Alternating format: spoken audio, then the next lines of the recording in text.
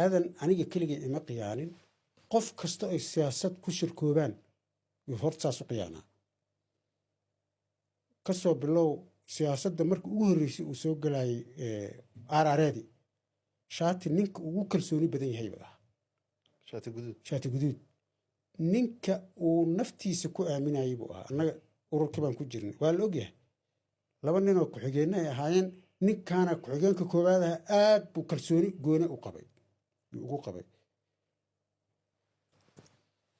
markii koonfur galbeed la dhisaayey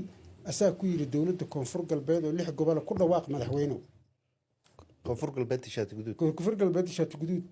ninka uu ololeynayo u taagnaa buu ahaa markii koonfur galbeed uu aadayna ninka ugu horreeyo la dagaalay buu ahaa oo ballanta uga baxay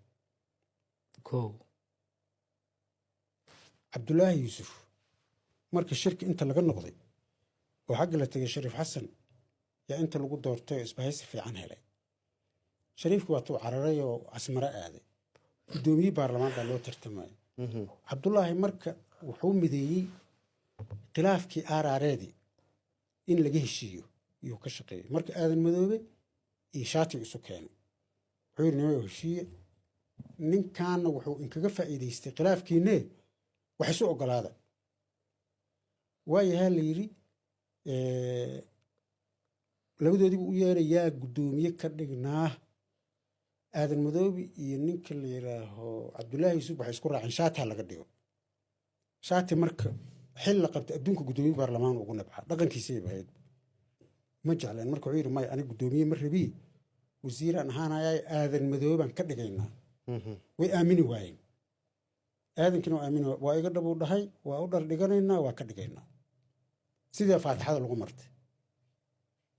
doorashadii iyo kaambeynkii markii la gaaray dadka soomaalida moogtahay waa lais yaqaanaaye weliba dadka ehelkaana waa laiska saara rag kaloo khatar ahaa yaa waxay galeen tartanka oo digli mirfla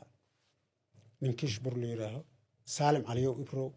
oo abaabul fiican ku lahoo qadiijo allah u naxariistay markaas ay isqabaanoo cirkaas maraayo